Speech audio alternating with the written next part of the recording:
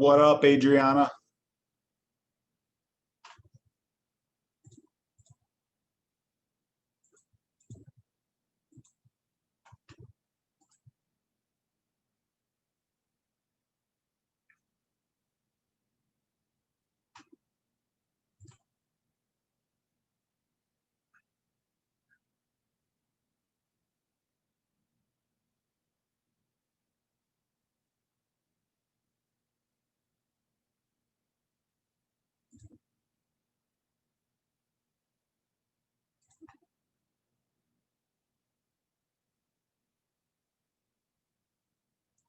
What's up, Nick?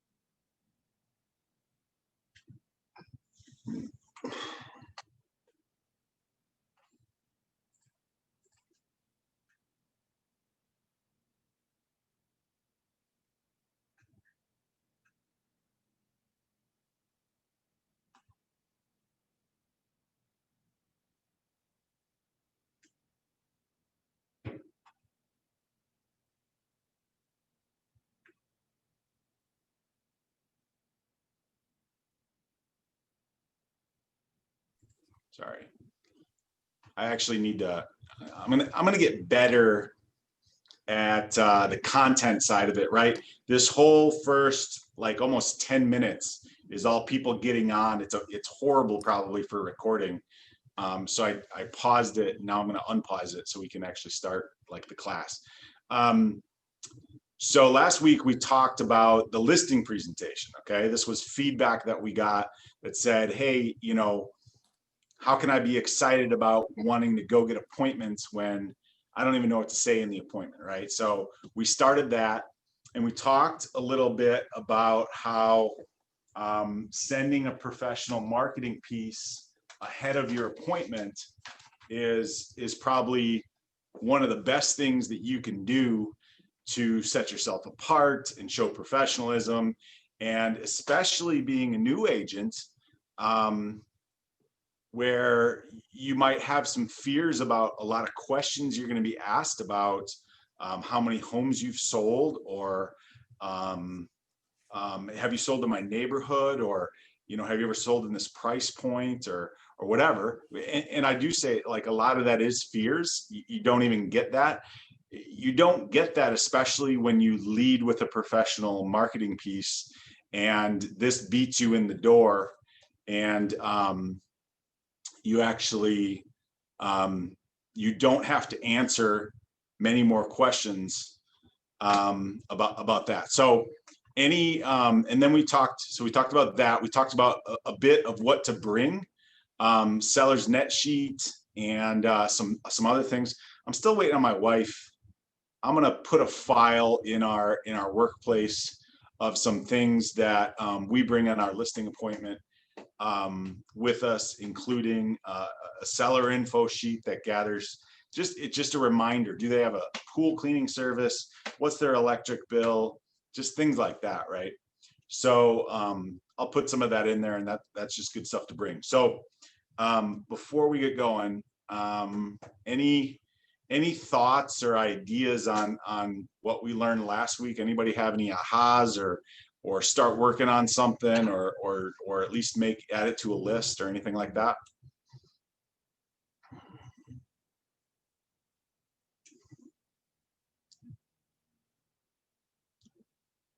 There's only 4 of you, so somebody is going to have to talk. So, I mean, honestly, Doug, like I watched the listing presentation video that you posted, and that was actually extremely helpful. Okay, we're gonna talk about that today. We're gonna talk about that today. Yep. So that was helpful. Okay, so I'm hammering this. I'm hammering it, and I'm holding this up, but this does not need to be what it is. Does anybody want to have a piece like this in the future, or at least something to get them started? Do you think it's helpful? Like, envision your first appointment, right? If you're leading yourself through the door with something like this, and I'm talking about printing it on paper and getting it delivered via FedEx or first class mail or something like that. I just, Alicia, I hate that I have to click them in. So, hey, Alicia, how you doing? So, so cool. Any other feedback? No, nothing. You know, Doug, there's so many places to find so many resources through EXP. And for me, it's the paperwork that's going to be inevitable, is all the paperwork.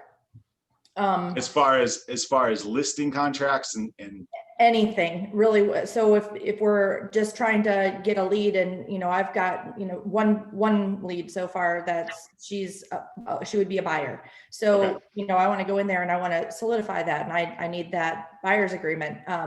So I just, maybe, is there some way to find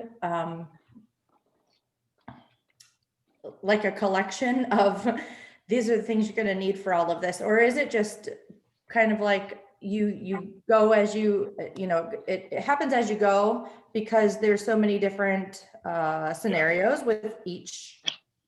So I believe the mentorship module, the expand, it's going to give you a lot of those things: scripts and resources and buyer sheet and things like that.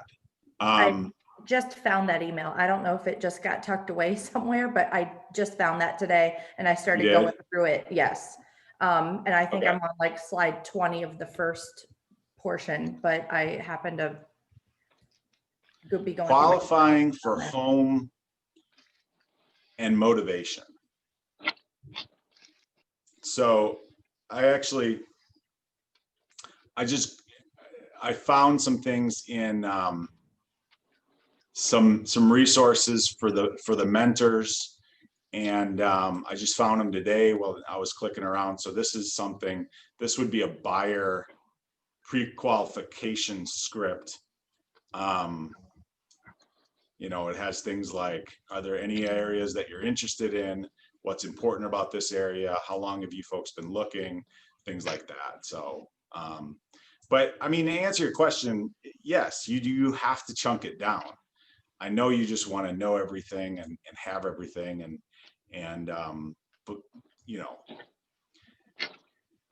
but yeah, so I'd say go through the module and download all those things, and we'll just keep going. I know also we said some of this was jumping ahead for some of you guys, right?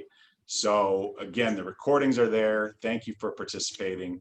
Even if you're drinking, again, we're drinking from a fire hose right now, and hopefully some things retain, and I'll temper my expectations around, hey Doug, I made a pre-listing packet, here it is, I want you to review it for me. All right, so I'll temper my expectations around that. So cool. So we're going to go through, we're just going to kind of continue on the listing presentation. And, again, this is to kind of build off what we did last week.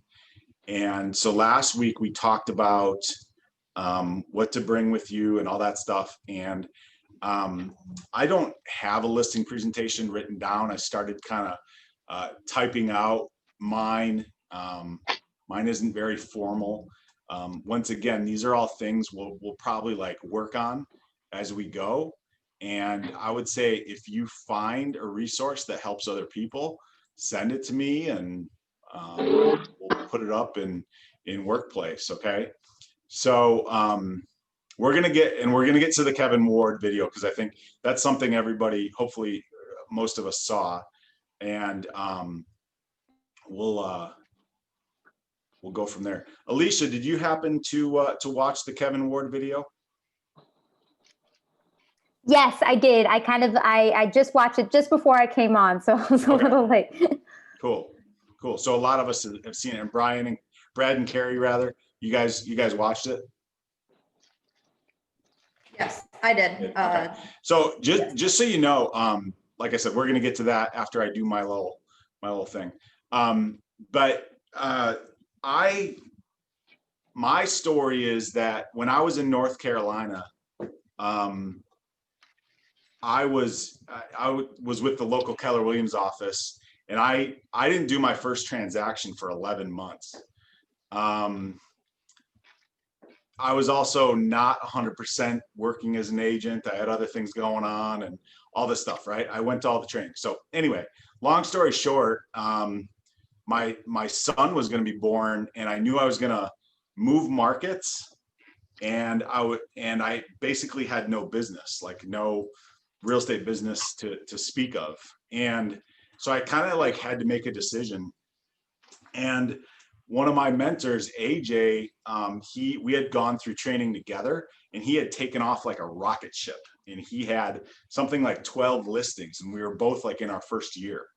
And so right around, we both been in the business about 12, 15 months. And I went to him and I said, "Hey, Jay, I see you're doing great. I've closed a few things, but most of the things are like deals other agents don't want to work, right? Like here's an $80,000 house in central, uptown Charlotte or something like that, like a bad neighborhood. Go sell it and then pay me 25% on that." So that was my business right there, right? And so AJ, he kind of showed me how to call expireds, and I landed an appointment for a $375,000 farmhouse that had just come off the market, and they set the appointment with me.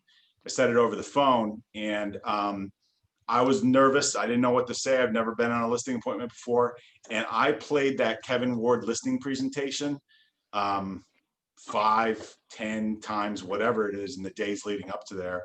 And that's what kind of, it just calmed me down. And more, I think what that presentation is for me, it's more about the questions that aren't asked, and the way that he takes control of the appointment so that he sets himself up as a professional.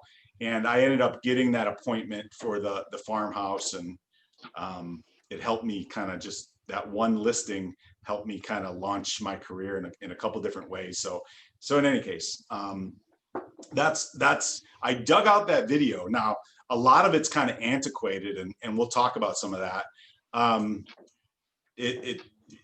We'll get more to that, but I kind of had to unearth it. It's kind of old, right? It's probably like, well, I've been in the business for 8 years. It's probably 10 years old, that listing appointment. So he's talking about a totally different market. All right, we're going to get back to the Kevin Ward listing appointment. All right, so we sent a pre-listing packet. I still need to send you guys what's in the folder: seller net sheet, property disclosure, the selling process, home info sheet. We confirm the appointment. Okay, so we arrive 5 minutes early to our listing appointment. Knock on the door, and take a step back. Okay, we're gonna take a step back, create some space so that you're not overpowering the seller. greet with a smile, and anchor yourself to your watch, and tell the seller, you say, our appointment was at 1 o'clock, just like this. Our appointment was at 1 o'clock. It's 2 minutes to 1. It's great, you know, nice to meet you, or whatever it is. So if you're competing with other agents, most agents are late. Most agents are always late. It's like a running joke in the industry, right? So you tell the seller, I'm a little bit early, I'm on time, and I've anchored myself to that time, so it's memorable to them. Okay, so just these little tricks and techniques. You're gonna ask to sit at the kitchen table. Okay, sometimes the sellers, they don't do appointments like this all the time. They might want to sit you on a couch or at a dining room table that's really big. The kitchen table, where they eat breakfast in the morning, is where decisions get made. That's where you want to sit. Okay, that's where guests sit. That's where family sits. It's not formal. You want to sit at the kitchen table. Sitting on a couch is awkward. You have things that you want to show them, present. And so ideally you want to position yourself between the two decision makers, right? Husband and wife. You want to be essentially between them. It'd be nice if, or maybe it'd be better if they were, you're here and they're both on one side. What you don't want to do is you don't want to have the table between the two of you. That is a huge barrier between you and the person you're trying to get into a relationship with. Okay, a table, you want to be kitty corner with them, like you're on a date. Realtor, wife and husband, right here. You can look at both of them. They're going to need to turn to each other to make eye contact, to help make decisions. So I'm correcting myself. You do not want them on the other side. You can't look at both of them and they can look at each other the entire time. Okay, so they're both maybe to my right here. Okay, so you would position yourself at the kitchen table. Ask to put your things down, because the first thing that's going to happen is you need to see the house. Now, it is, I like to do this, but it depends on how you're feeling. But it is, the expectation is that you come to the door. The sellers don't do appointments all the time. Maybe they have done appointments with other realtors and you're coming in second or third. And the norm is for them to tour you through the house. This is the living room. This is the family room. Look, we have a fireplace. Go upstairs, the bedrooms. I laid this tile myself. The carpet needs to be shampooed. Like, it's all that normal stuff. Okay, create an interruption in what their expectations are.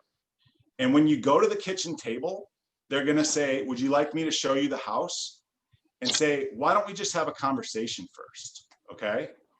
And now you go into the first part of your presentation, which is asking questions and relationship building. Okay.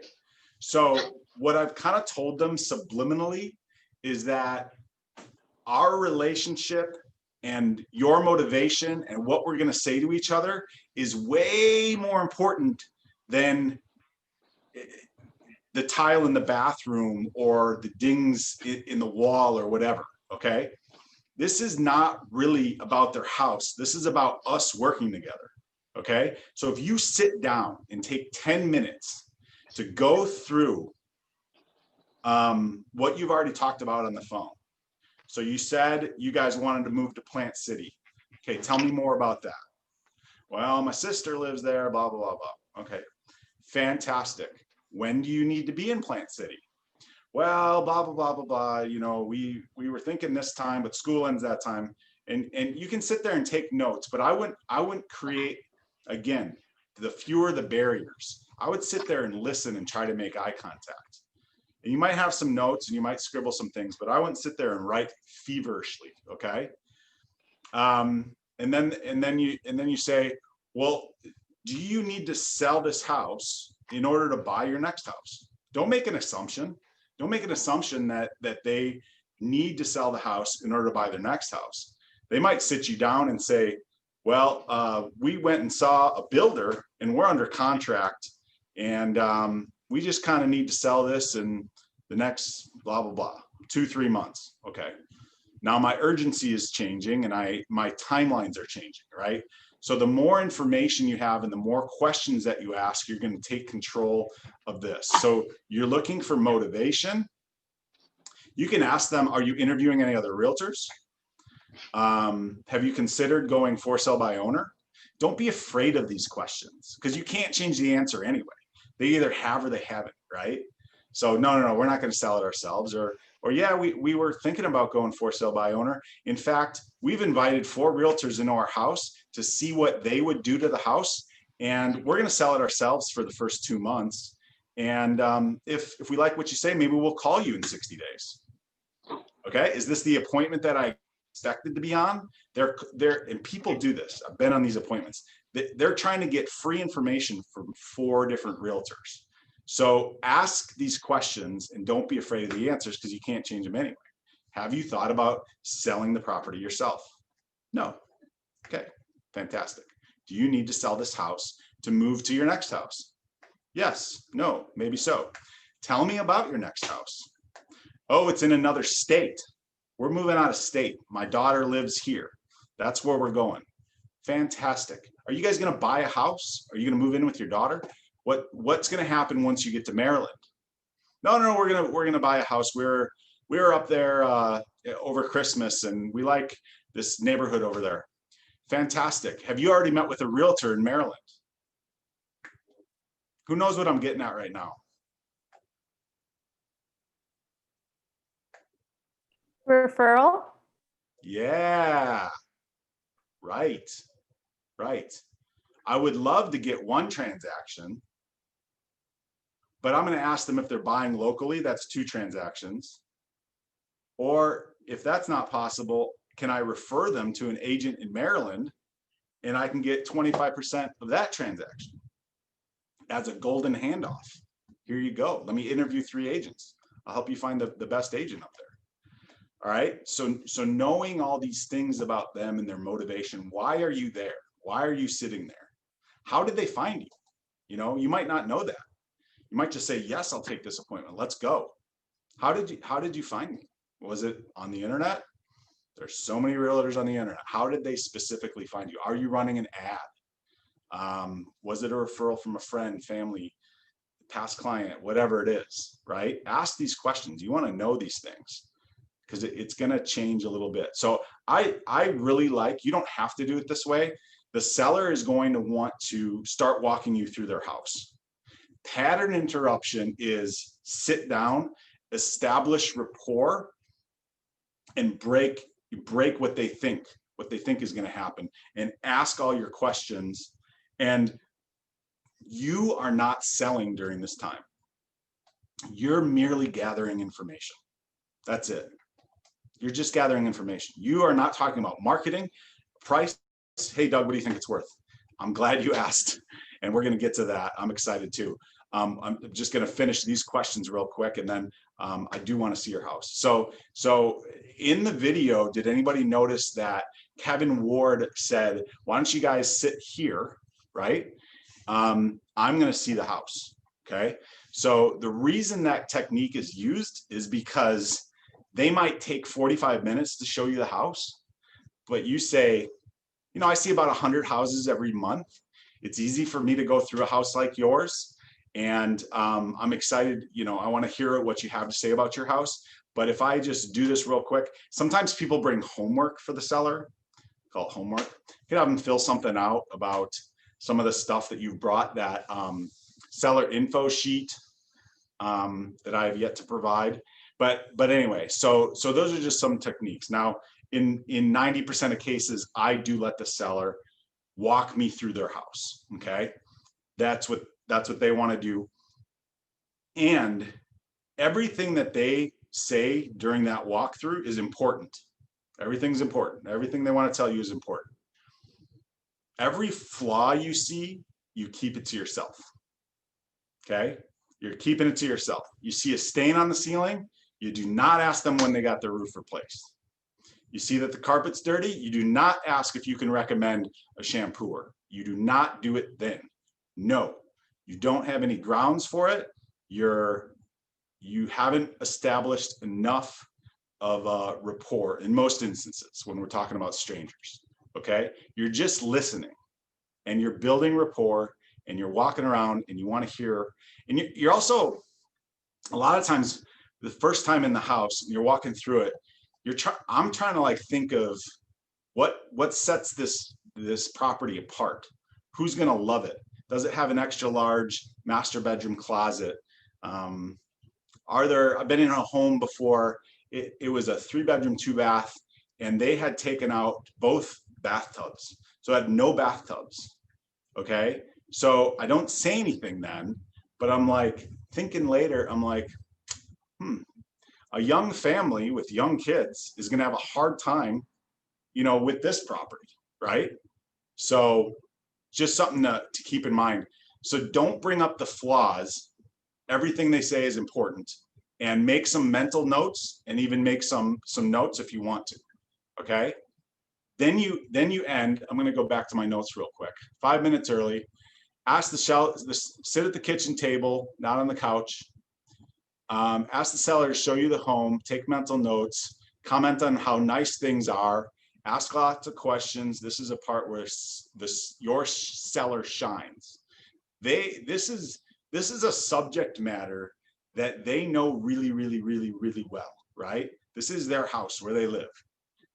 Put them on stage and allow them the opportunity to kind of sell it to you, I guess, a little bit. Make them feel good. Make them feel good about their house, right? They know the home and they want to show it off. Okay. Go back to the kitchen table.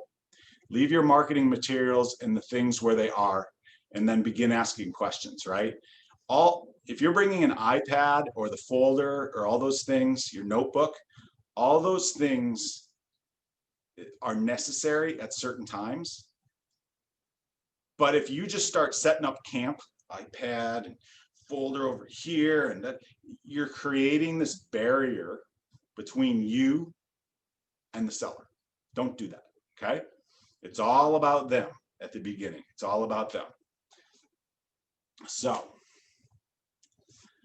first, I'd like to thank you for having me in your home today. I understand you have options when you're choosing a realtor. I'm honored to be sitting here with you today. I appreciate it. Now it's all about them. You ask questions. Where are they moving to? We kind of did this ahead of time. So I'm reading my paper. You can do it either way. I like the pattern interrupt way. Okay. The more questions you ask, the more you are in control. You want to get them really talking. You want to get to their motivation,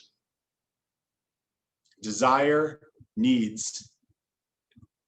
The more helps you. A lot of times what you'll find is that the two spouses are not always in agreement. You might have talked to the wife on the phone and she's saying, we're going to move to Orlando. And the husband says, no, we talked about retiring in Tennessee, and that's about time we go up to Tennessee. So they might not have it all flushed out, okay? And it's important that you can mediate some of this. You're not going to solve it, but you get it all out there. And let them have an uncomfortable moment in front of you so that it can be resolved, so you can actually get the house on the market. Because it's probably not going to go on the market until it's either Orlando or Tennessee. Like, they're not going to go into a listing agreement and marketing the property and showing the property, most likely, until they know where they're going, right? So if some of that's unresolved, get it all out there and let them do it, right? Ask the questions, sit back, and just listen. Remember to mirror and match, okay? If your client talks fast, you're gonna have to talk fast. If they're super laid back, you're gonna be laid back. Okay. If they offer you a glass of water, the answer is yes. If they ask you if you want ice in the water, the answer is yes. You're getting them used to doing things for you. And that's important. Because if you choose to ask for a signature and they've already said, do you want ice in your water? They're also going to ask, do you want me to use my middle initial? And since you're in control, you're going to have an answer for them. Okay. When they pick up their water, you pick up your water. That's mirror and matching. You're matching tone, you're matching energy. And if you want more information on mirror and matching, I would suggest you read the book Never Split the Difference by, I forget what his name is, but I could look it up. Never Split the Difference. It's an awesome negotiating book full of stories. It was written by the FBI's lead negotiator for kidnap and terrorist negotiations. It's very entertaining, really cool, and he breaks it down. It's a real estate agent favorite for sure. All right. Then I would ask them, I kind of get through some of the questions, and then I'm still asking questions, right? I haven't told them one thing about how I market homes, okay? I haven't told them one thing. A lot of times, at least my experience is, I want to go in there, and when I've made mistakes on listing appointments, it's you go in there, you don't have a plan, and you just start talking about the price. Let's talk about the price. Let's talk about the price. Let's talk about myself. Let's talk about why I'm great. Let's talk about whatever. No, you've made it about you. It's not about you. It's about them. Okay. Don't talk about the price until they've agreed that you can do the job for them. Okay. So here's what we ask. What would make this experience a win for you? I'm making it about them. Okay. Now, this is a super, super, super open-ended question. And you're talking about the whole experience, right? What would make this a win for you? Listing with me, selling your house. If you need to explain it further, this is what I would say, because I love to tell stories. Stories help you connect with people. And they say, well, what do you mean by that? Okay. 3 months from now, you're sitting in your new home in Orlando, and everything has gone exactly the way you want it to. You sold your home, you bought your next home, and you had a great experience. Your best friend from Valrico calls you on the phone, and they say they need to sell their home. You excitingly, with lots of excitement, you give out my name and phone number and say, I'm going to have Doug call you right now. What has happened between now and then that made you refer me in such a way? Now, they might not have thought about this, but hopefully you're going to hear something. Is it communication? Is it that the marketing was great? You called them once a week. You held 7 open houses in 4 days. What's important to them, right? And a lot of times what you get is, you sold the home, you sold the house, you did it. Yeah, okay, I get it. But what else, right? When do they want to close and stuff like that? So it's an important question, and I would practice that and frame it, and you can make it your own. But what would make this a huge win for you, this entire experience? Hopefully they don't say, you charge the least amount of commission, because that's not a client I really want. But and then listen. There's a lot of listening too, guys. When you ask a question, a lot of times if it feels uncomfortable to us, like we do like this. We go, when would be the best time for you guys to move? Probably like probably like before Thanksgiving, right? But if it doesn't happen before Thanksgiving, maybe like before Christmas. And then if it's not before Christmas, maybe like after the first of the year. Don't do that. Ideally, when would you guys like to move? Ideally, when would you like your moving boxes to land in Orlando? Don't talk nervously over the top of your own question. Let them answer. Let them wriggle a little bit. Let the silence do the lifting, the heavy lifting for you, okay?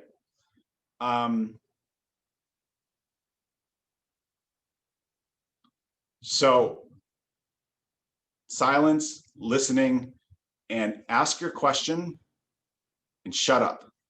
Zip your mouth. All right. That's as far as I got on my notes.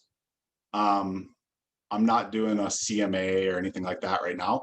So I'm going to go to the Kevin Ward. I took some notes on the Kevin Ward video.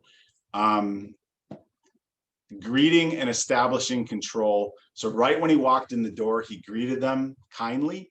And I believe he was, I didn't have exactly what happened here, and please correct me if I'm wrong, but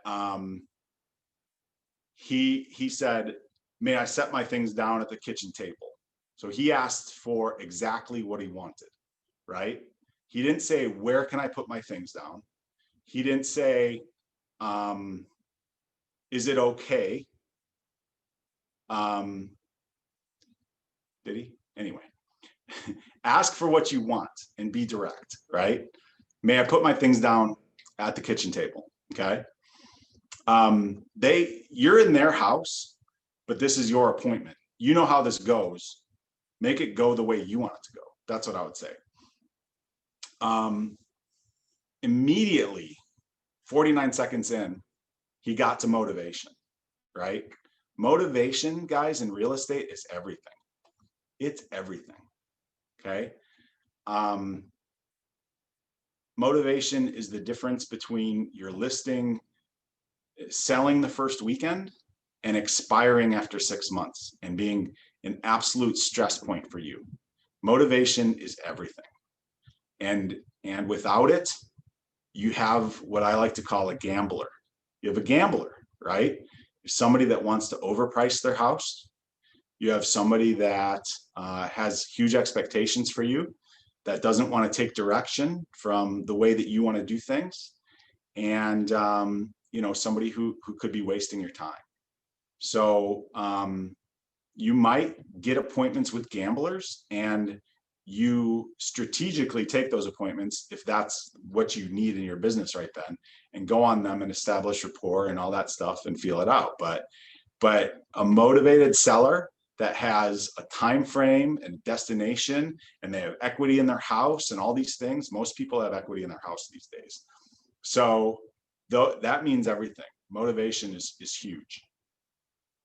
Okay, then he says, at 1 minute into the video, he says, I have 3 really important questions. So what he's doing when he talks about 3 really important questions, and he talks about 3 outcomes, he does this twice. They're both 3. I have 3 really important questions. I have 3 outcomes from today's appointment. He says it, okay? Is he's simplifying what can be a huge stress point and a huge unknown for the seller, okay? When you break it down to 3 things, anybody can handle 3 things. I just have 3 questions, okay? Do you definitely need to sell the house? Getting them to say it out loud, even if you know the answer, is important. Yes, we need to sell the house. We're not interested in renting it. We're not going to hold it and pay our mortgage and move somewhere else. You know, do you definitely need to sell? Are you willing to price your home where it will sell, or is it okay if it sits on the market? Okay. This can be a tough question to ask, because you're putting them kind of in a corner, and you're kind of asking them to commit to pricing it where, you're asking it, is it okay if it sits for 6 months? And hopefully, again, your answer is not, all I care about is my price. Time doesn't matter. Time doesn't matter. All I care about is my price. That's the wrong answer. That is not a motivated seller. And then he does something that's called the 1-minute close. Do you want me to handle the sale for you? Okay.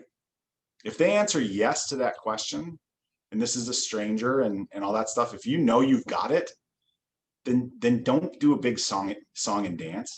Then change the appointment to a signature appointment where you talk about what they can expect. Great. So the next thing we need to do is we need to schedule my photographer, get paperwork, agree on a price and get paperwork signed. How's that sound? I could be out of here in 30 minutes today. I could give you your evening back. Wouldn't that be great? Yes. Awesome. Awesome. I love that. The 2-minute close, right?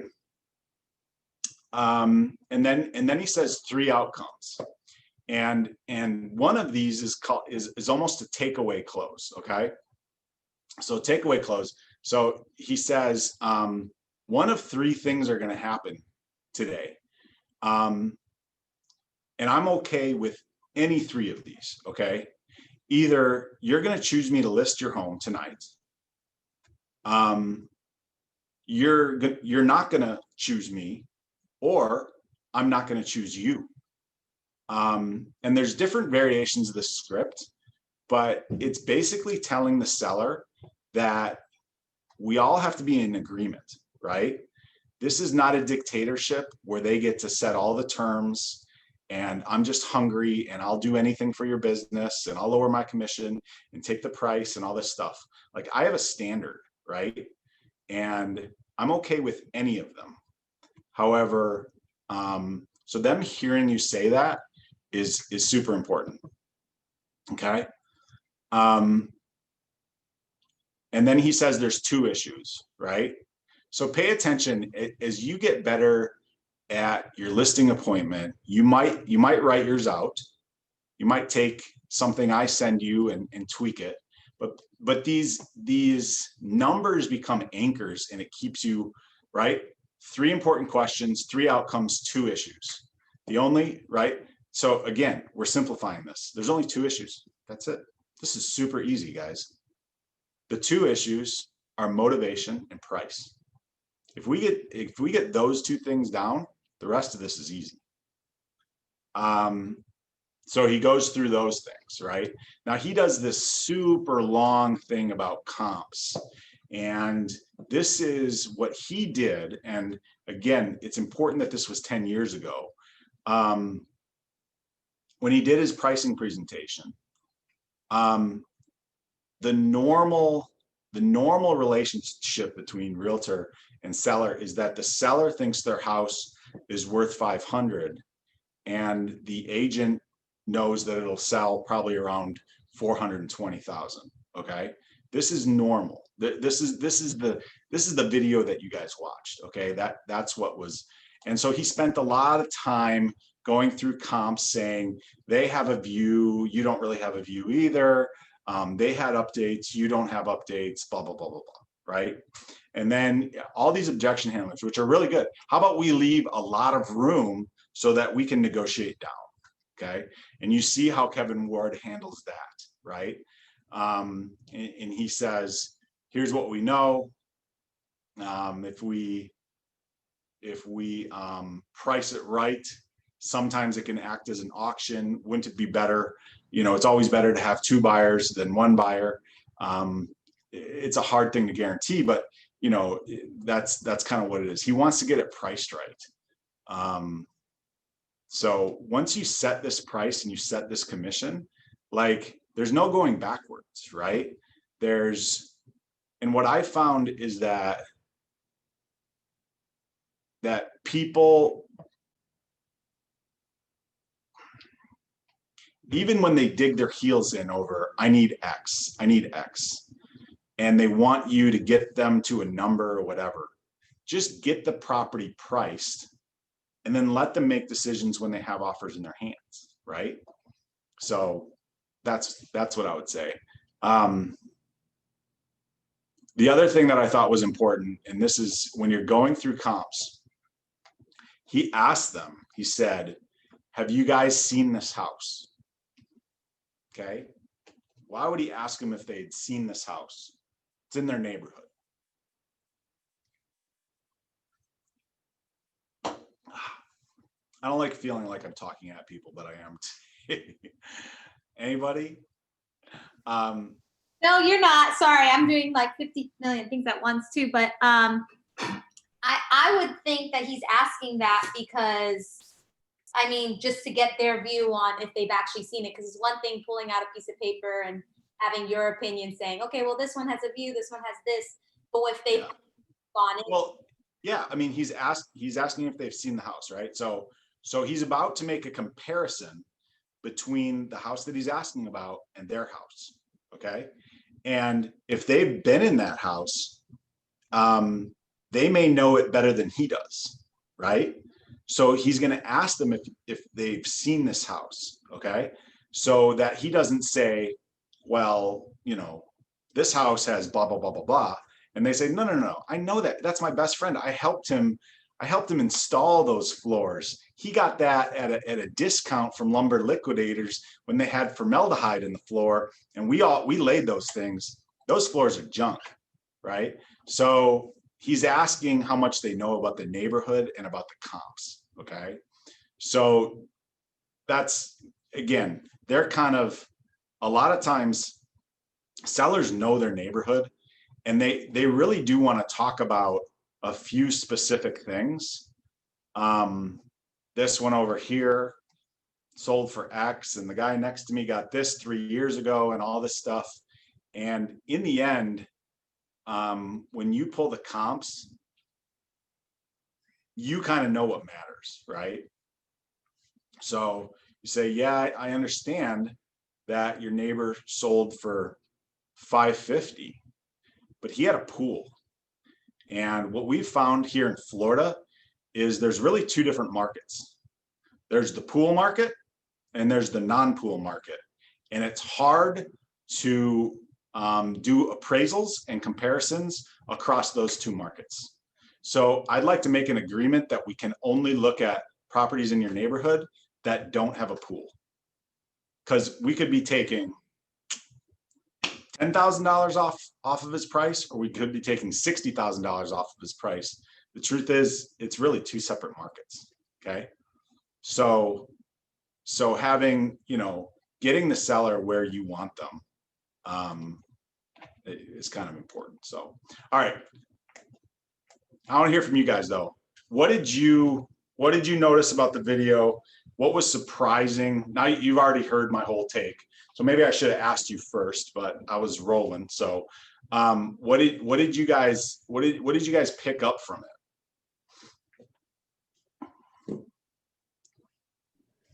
For me, it was just the confidence going Yes. in. He definitely led that whole appointment. Right. Like you said, you walk in there, that's your appointment, that's your time, and you're there to, like you said, we have three outcomes here. Right. Yeah, Right. I love that. Yep. Mm-hmm. Yeah, and I think I told a story at the beginning where I listened to that before this big important appointment that I went on, and I was, you know, that was a nice piece of business for somebody in their first year in real estate, second year, whatever it was. That is really what it was for me. It was that confidence, the way he controlled the conversation, built rapport with them. It was his appointment. It's not about going in there and being dictated towards, and it helps them. It helps them get everybody on the same page. So, okay, good. Awesome, Carrie. Brad, any takeaways? No, I unfortunately will watch that video following the call. I didn't have a chance to look at it yet. Oh, you didn't? Okay, that's fine. Cool. Alicia. Yeah, honestly, the same as what everyone said, besides what you already brought up, was just confidence. And I mean, I've only got a chance to do one listing, and I know me going into my one listing, I was kind of like fake it till you make it, and it worked. It worked out. Just, I mean, confidence, I think, is one thing that I really pulled from the video. I don't work too well with scripts. I've tried it before. But yeah, I truly enjoyed just seeing how his flow was, and I was kind of thinking about how I did it. Yeah. I just Yeah. kind Cool. Well, here's what I'd say, and I'm going to push back on you with scripts. Okay. Scripts help you internalize what is your real voice. Okay. Scripts are written, a lot of times these sales scripts, they're written by people who have a lot more experience than we do, sales trainers and agents and things like that. And we're like, he asks, you have to ask for these closes, and there's different ways to do it. But I'd say without scripts, my natural tendency would be to build all this rapport, do everything right, and say, okay, how is that? Great. You'll let me know, right? Fantastic. We'll see you, right? Not, you know, hey, hold this pen for me, right? Hey, would you hold that pen for me? Great. Now that we've agreed on price, you know, and he asked them a few different ways. You know, do you believe I can sell your house? You know, and you can do these little trial closes, so it's not as scary, right? I talked to my photographer before I walked in. He has Thursday afternoon and Tuesday morning available. Like, this is after you've done kind of everything, right? And or you talk about, even if they're not ready to set that appointment, and just say, you know, when my photographer and I come in here, we're gonna move things around. So yes, staging is important, and if it's not perfect, we'll get it there so it looks great for pictures, stuff like that. So you're it's presumptive that you already have the appointment, that you already have the listing. Okay, so yeah, the confidence. And how many times did the people say, Kevin, how many times have you sold in my neighborhood? How many homes have you sold, Kevin? Right? It doesn't really come up unless they lack confidence in everything else you're saying. They're a yes. Don't turn them into a no, right? So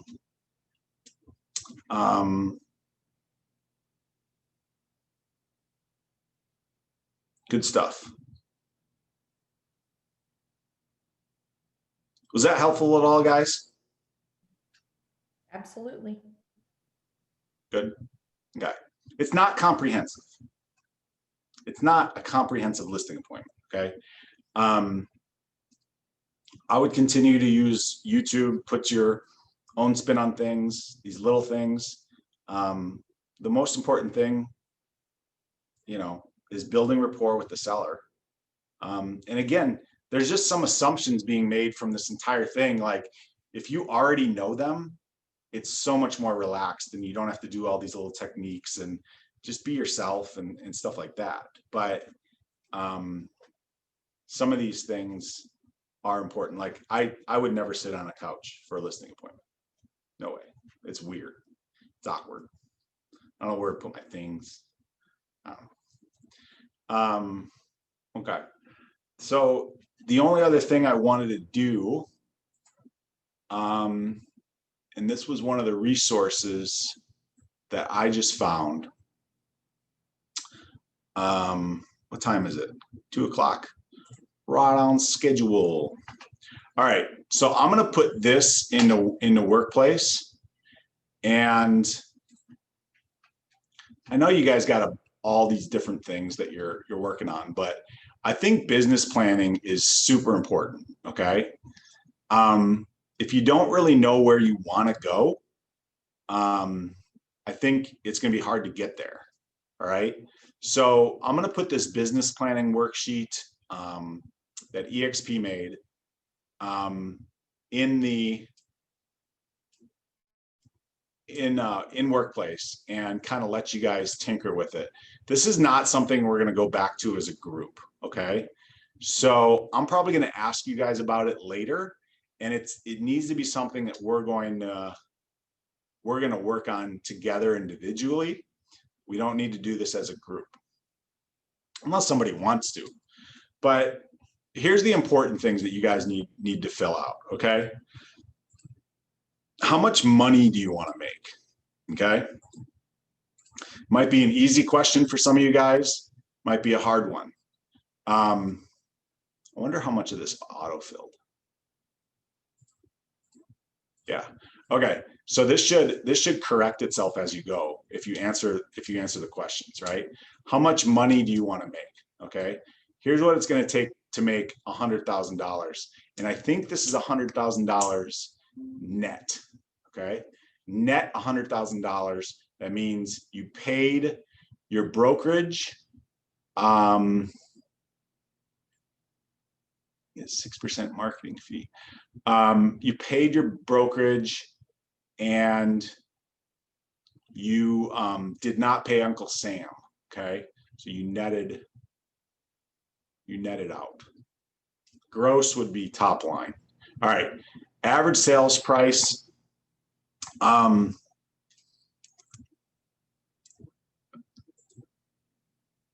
It depends on what market you're in. The average in Hillsborough County right now is probably like 280, 290. So if you want to use that, if 250 is kind of this nice round number. And if you're going to do some lower end properties, condos and things like that, you might want to stick with 290. Average commission, I would not use 3%. It's going to be hard for you to get 3% when many agents right now are offering 2.5. Okay. So I would adjust that right away, to either 2.5. My average this year is right around 2.75. So anyway, this is the amount of commission per sale. Percent agent split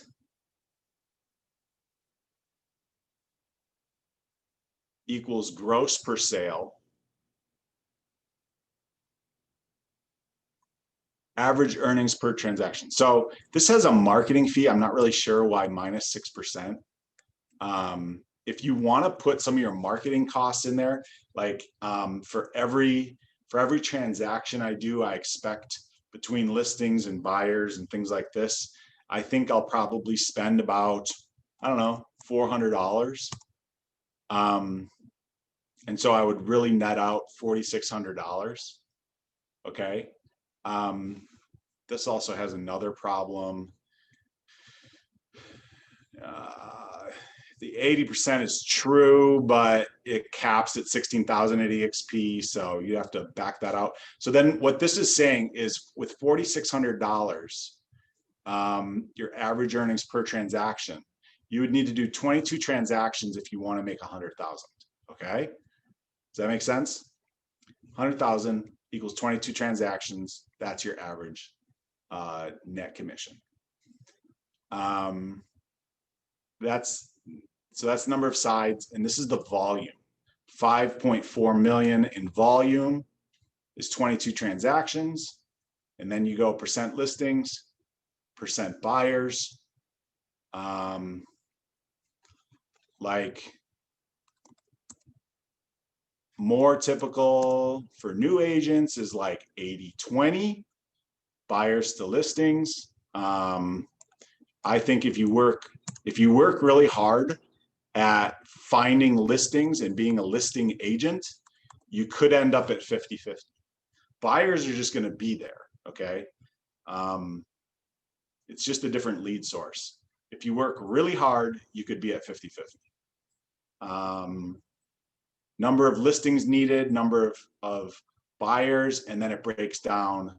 If 75% of your listings sell, you actually need 14 listings, so just over one per month. And then this is really kind of getting in the weeds. This is more about how you're prospecting. How many total contacts would you need to make to get one listing appointment. Anyway, this is probably getting a little deep. I like this up here right now. Set some goals. I'm going to put that in workplace. Okay. Cool.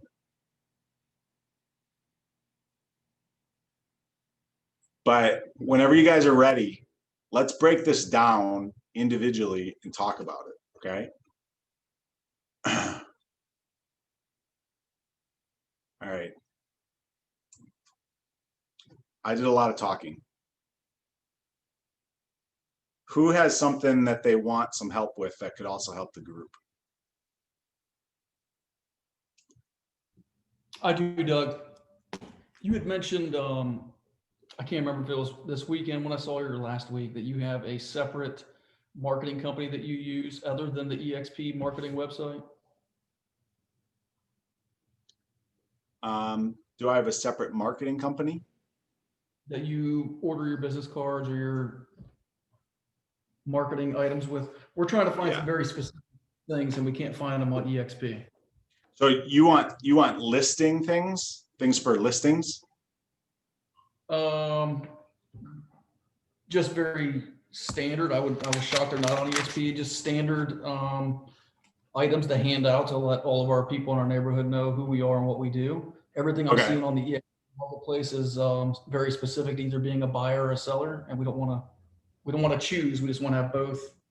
And put Right. Yeah. Okay. Like pens. Koozies. No, the marketing site that I mentioned before was more about printed material,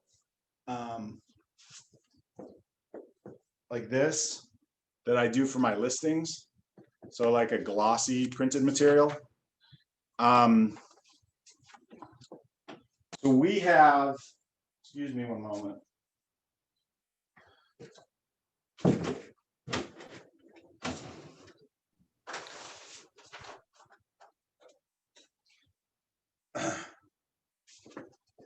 We have some note cards that we have made, and then magnets.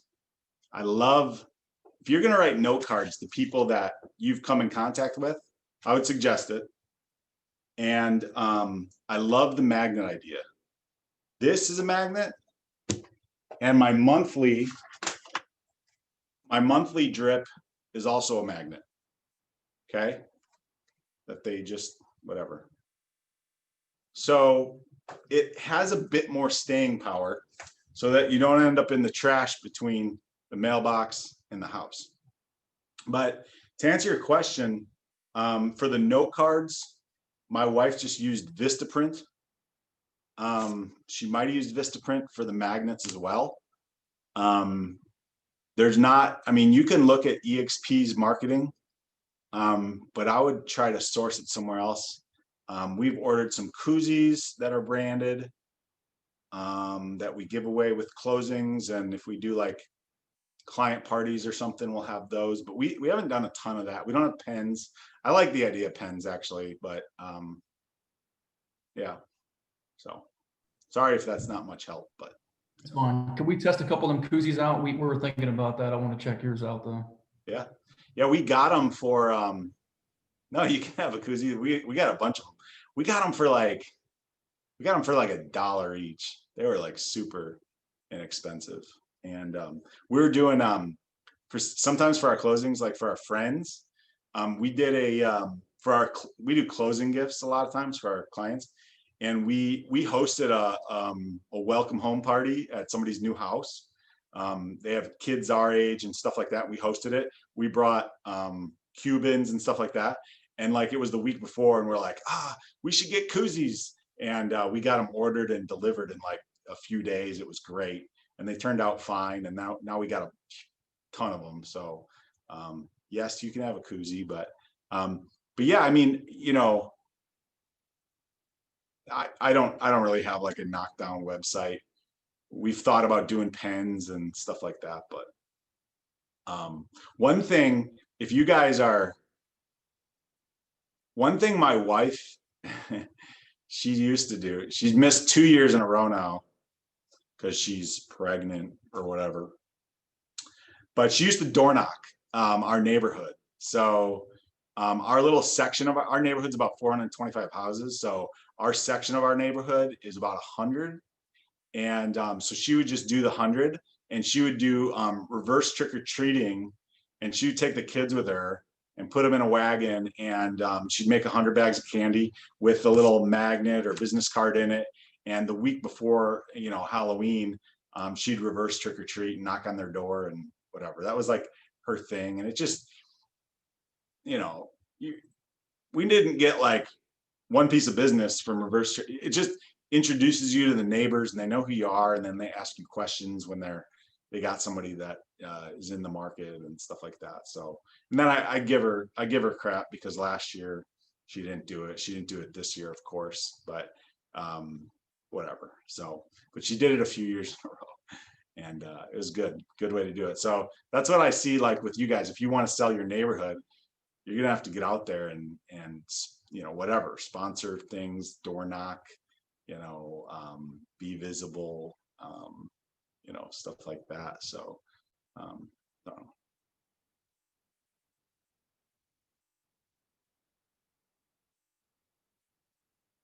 what do you guys, here's my question. Where's your database and how are you feeding it? The theme, you're muted. She's yelling at me. So I've been sick since I saw you this weekend. Unacceptable. Been pretty much Unacceptable. today. So I need to work on it. I already know what I'm doing in my head. It won't take me long to build the database where we're going to collect it at. How we're getting those, it's still word of mouth, social media. We got our material ordered last night. So once that comes in, we have some ideas of how to business cards from get up and hit some events up. And a promotional thing that we were just talking about while I'm mute that we'd like to do. Okay. So we're heading in the right direction. Good. I like it. Now, before we get off the call, Nick is just passed his test. He's probably going to join, as long as we didn't scare him away. He might join EXP soon. You guys just went through this. I went through this, I joined EXP 2 years ago, but I became a realtor and joined the Tampa area market 5 or 6 years ago. So what advice do you have for Nick? Because you guys just did all this. Personally, it is a very hurry up and wait, but everything is given to you through email and through mentors and the people who are there to help you. It's very nice that the EXP sends out the emails titled 1, 2, 3, 4. We just went back to each one and tried to follow the steps that were in there. It's coming along. It's absolutely coming along. There's a lot of training. There's a lot of knowledge. The only real estate that we've got under our belt is literally buying and selling of our own homes. But if you've passed that exam, that's amazing. That's a great first step. And I think, as far as it goes with the EXP, we absolutely love the business so far in the company. Everybody wants to see you succeed. So, and to caveat that, I'll say this. What's neat about EXP is that everything's done virtual. So we thought for the longest we would go brick and mortar institution first and foremost. But with Corona, what you're seeing is that all the companies are pretty much doing a virtual training, but only EXP was set up for it, and they've pretty much mastered it. So I think they're far ahead of any of the other brick and mortar institutions. So everything's there at your fingertips. We've only been in it for 2 weeks, nonstop learning, figuring it out, but we're getting there. Yeah, and I hear you guys. Nick, I do want you to respond. I'm sorry you just unmuted, but you forget that you guys are so hungry to have everything ready and done and just go. And I'm a realtor and pound the drum and all that stuff. You're so eager, and it's just yeah, but before we do that, we got to go back and do that, right? Doug said, don't order my business card until I had a website that I was going to love and that was going to be transferable. We need to make decisions. We both need to make decisions. We both need to be in the same room, have time to process this, and then go on GoDaddy's website or whatever. Like, it's step by step by step, right? So. Absolutely. All right, Nick, did we scare you away? No, I like what I heard. I liked how detailed into this mystery video that I've never even heard of, but I ended up getting a pretty good idea of what it was about, which is good. And this meeting up virtually and in person once a week sounds like a pretty good idea to actually meet people around you in the same business, same brokerage, or whatever you want to call it, and whatnot. And I'm just hurry up and wait's not my most favorite thing, and I'm sure everybody else isn't the same. So that's something I could wrap my head around and just ready to get going. You've been training for hurry up and wait for a long time, Nick. Yeah, about 10 years. So show up 15 minutes early to the 15 minutes early. And Nice.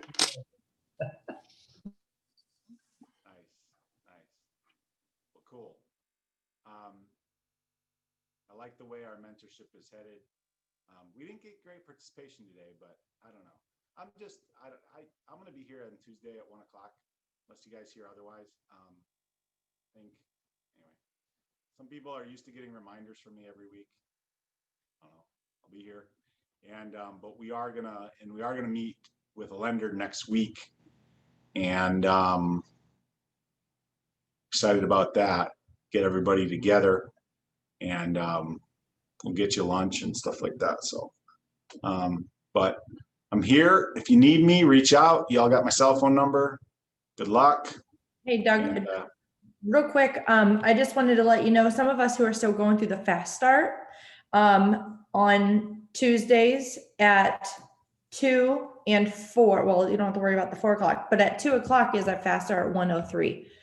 okay. We have missed it both last week and this week, which is. I'm sorry.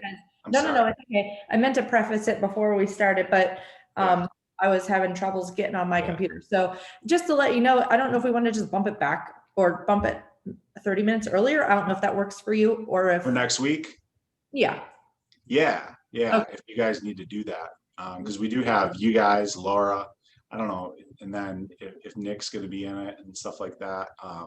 So, okay. I can shoot for 12. I didn't want to, an hour goes by so quick, especially when you're in person. So I wanted to try at least do an hour and a half. So, but let's shoot for 12 next week. So you guys can make that. Okay? We're getting together with your lender right next week. Do we want to shoot for 12 for that? Yes. Okay. Yes. Okay. Yeah. Sounds good. Maybe, I don't know. Perfect. Maybe we got to do lunch. That takes time. I don't know. Maybe we'll even do earlier. I think actually, don't worry about it. Fast Start 103 might be in the university and we might be able to go through it kind of on our own. Okay. I haven't checked yet. Okay. That was one of them that might be. Will you look, just so I don't have to change it, but. Absolutely. I will let you know as soon as I get out here. I'll try and find it. And Nick, you don't have access to the platform yet until you're in EXP. So I will send you, I can send you that YouTube video. I don't know if you want to, that's kind of like jumping way ahead. If you want to watch it, you can. But like that, the appointment reminder and the location and all that is all in Workplace, which you won't have access to. I can't guarantee you'll be in it by next week. So, or by early next week, but so we'll just get all this information to you. All right. Cool. All right, y'all. We're gonna put this recording in the world, in the mentorship page, so that when you go back in 2 months from now, we have our first listing appointment. Doug had all these little cues and things he wanted us to do, and all these little good advice things, and I didn't write them all down. You can go back and find this and watch it. Okay.